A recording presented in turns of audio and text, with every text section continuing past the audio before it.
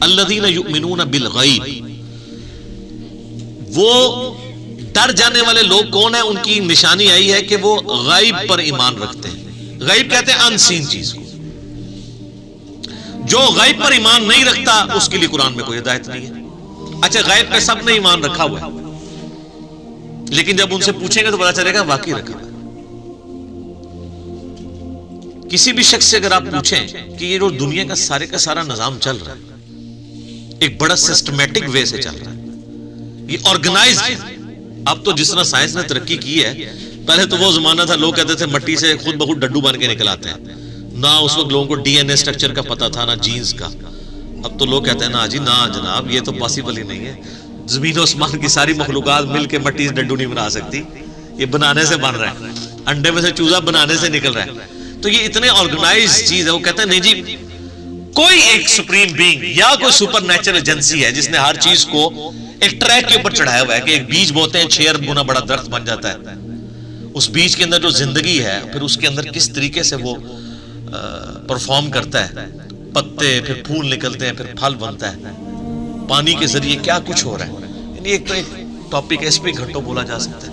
یہ ساری جو فزیکل فینومینا آف نیچر ہے، قانون قدرت، جب ان کو آبزرو کرتا ہے نا تو غیب پہ سارے ایمان رکھے ہیں کہ نہیں یار کوئی چلا رہا ہے۔ پوچھیں کدھر ہے، وہ کہتے ہیں ہمیں نظر نہیں آ رہا، لیکن وہ ایسا باطن ہے کہ اس سے زیادہ ظاہر کوئی نہیں ہے، اور ایسا ظاہر ہے کہ اس سے زیادہ باطن کوئی نہیں ہے۔ اللہ اپنی قدرتوں سے کتنا ظاہر ہے، لیکن سب سے پوشیدہ ہے۔ تو یہ سب کچھ غیب کی طرف انسان کو لے جاتا ہے۔ تو وہ یقین کیے ہوئے ڈر جانے والے لوگ کہ یار کسی کے کرنے سے ہو رہا ہے۔ یہ جو ہارمنی ہے یونیورس کے اندر، سر اب جو کچھ ہمیں پتا چل رہا ہے سائنس کی برکت سے، تو انسان پریشان ہو جاتا ہے کہ یہ نظام چل رہا کیسے ہے۔ میں آپ کو صرف یہ بتاتا ہوں کہ سائنٹسٹ کہتے ہیں کہ اس کائنات میں اتنا بیلنس ہے کہ اگر ایک بال پوائنٹ کو اس کی نوک پہ کھڑا کر دیا جائے، یہ پاسبل ہے کہ نوک پہ کھڑا ہو جائے، بہت ہی زیادہ کوئی سوفسٹیکیٹڈ بیلنس ہو تو یہ پاسبل ہے، اور یہ 1 ارب سال یوں کھڑی رہے گرے نا، اس سے زیادہ بیلنس جو ہے نا وہ اس کائنات میں ہے، اور یہ balance millions of fine tunings کے ساتھ چلتا ہے۔ ایک ایک فائن ٹیون اگر خراب ہو جائے نظام نہیں چل سکتا۔ یعنی پانی کو اگر آپ دیکھیں تو پانی کی جتنی پراپرٹیز ہیں، کیمیکل پراپرٹیز، فزیکل پراپرٹیز، ہر ایک فائن ٹیون ہے۔ اس کی گریوٹی ڈسٹرب ہو جائے ختم۔ یہ فضا کے اندر جو آکسیجن اور نائٹروجن کی مقدار ہے، نائٹروجن زیادہ ہو جائے یا آکسیجن کم ہو جائے، کوئی زندہ رہ سکتا ہے؟ یہ بھی ایک فائن ٹیوننگ ہے۔ سورج کا زمین سے فاصلہ، یہ بھی فائن ٹیوننگ ہے۔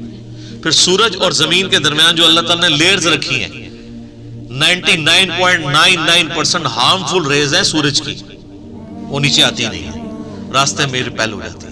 کچھ اگر کراس بھی کرتی ہیں ارتھ میگنیٹک فیلڈ کی وجہ سے ریپیل ہو جاتی ہیں، اور صرف وہی آتی ہیں۔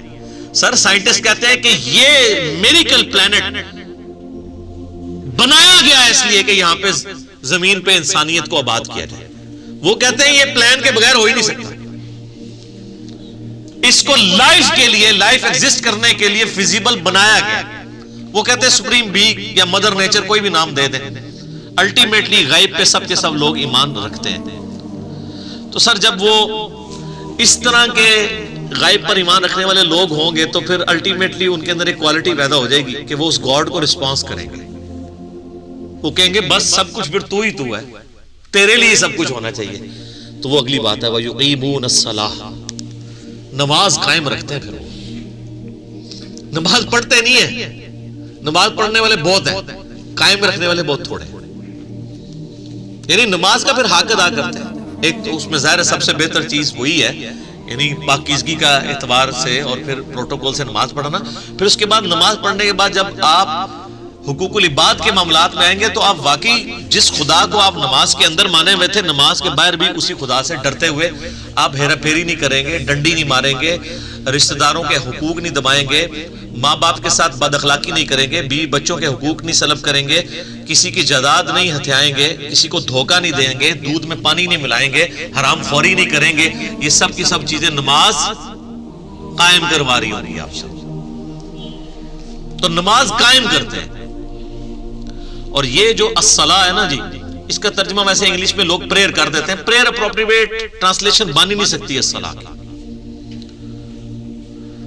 اردو میں ہم یا فارسی میں نماز کہتے ہیں. الصلاۃ بیسیکلی ورشپ. ہم اللہ کی پریئر نہیں کرتے، ورشپ بھی کرتے ہیں پلس پریئر. نماز پریئر تو ہوتی ہے دعائیں، جس طرح کرسچن آپ دیکھیں اپنے گرجوں میں جا کے میوزک کے ساتھ بھی دعائیں کر رہے ہوتے ہیں، وہ صرف پریئر ہے، وہ نماز نہیں پڑھ رہے ہوتے.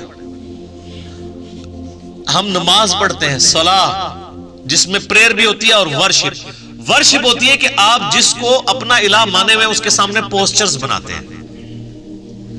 تو ہم اپنے خدا کے سامنے پوسچرز بناتے ہیں نا، قیام کی حالت میں کھڑے ہوتے ہیں، اس طرح بھی پوسچر بناتے ہیں، ایسے بھی پوسچر بناتے ہیں، چاہے وہ ربنا لک الحمد کے بعد بنا لیں یا قیام میں بنا لیں. پوسچر یہ بھی ایک بناتے ہیں ارسال الیدین والا.